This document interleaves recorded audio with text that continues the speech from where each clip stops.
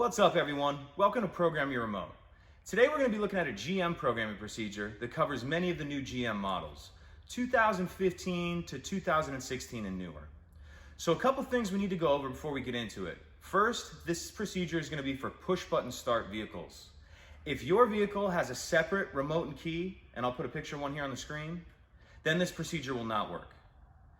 The second thing is, this is a timed procedure. You need to allow yourself about 30 to 40 minutes. There's about 10 minutes in between some of the steps. So again, allot yourself about 30 to 40 minutes. The next thing is, this procedure is going to be for if you've lost all the keys for your vehicle, if you have no remaining. So in that case, once you have no remaining and you go buy yourself a new smart key, and yours may look a little different than this, you need to get the key cut. The emergency key in the bottom. This will be the only part of the procedure that you cannot do yourself. So in order to start the procedure rather, we need to have our smart key unprogrammed with the key cut. So once we get to that point, let's go ahead and jump into it. So now we're looking at the driver's door. Some vehicles may have an exposed key cylinder where you can actually see the slot where the key will go right in. But on some vehicles, you're going to have the key cylinder cap, such as this. So we need to remove that. How we're going to do that is, if you look under here and you see this slot right there, we're going to take the emergency key that again's already been cut, and you're just going to lift the door handle slightly, put that key up in the slot, and just wiggle it. Yours may come off there a little harder if it's never been off.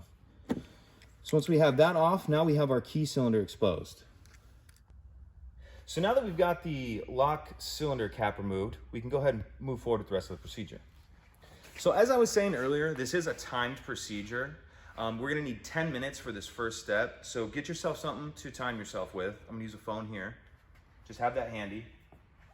I'm gonna open the door so it's a little easier to get in and out.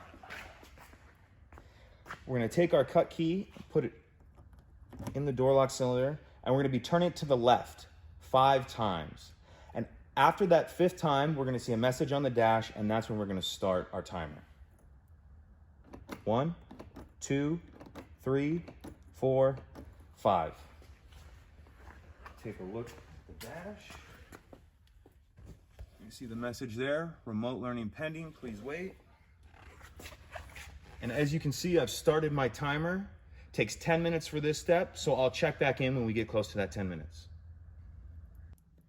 So now we've hit our 10-minute mark. If your dash isn't lit up, you can go ahead and close, open the door. Now you're gonna see the message here. Press engine start button to learn. So we're gonna go ahead and press the start button. And now we need to reset our timer for another 10 minutes. And we'll check back in when we get close to time. So now we've hit our 10-minute mark for the second time, and we're gonna repeat the previous step exactly. I'm gonna close and open this door just to get the light on the dash.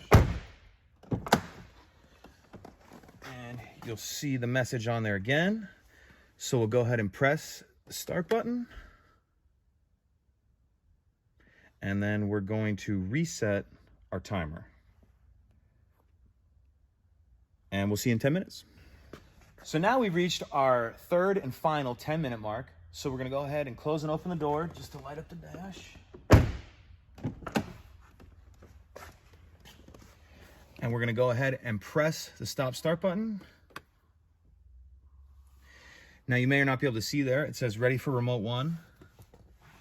So we're gonna take our transmitter and we're gonna put it in the center console. And if you can see here, there's a pocket for it right there. That may look a little different depending on your vehicle.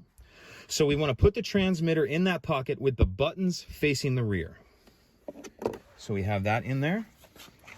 Now we're going to go ahead and press the stop start button again.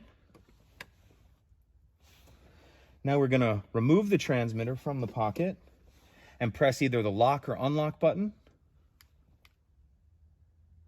And now we're going to hold down the start button for 12 seconds to exit programming mode. 1, 2, 3, 4, 5, 6, 7, 8, 9, 10, 11, 12. So now let's test the remote. That's a working remote. So we just finished up with the procedure. There was quite a few steps there. If you guys have any questions or anything, let me know in the comment section below. If you could take a minute to like the video and subscribe, helps us out, helps the channel out, and I'd appreciate it. Thank you.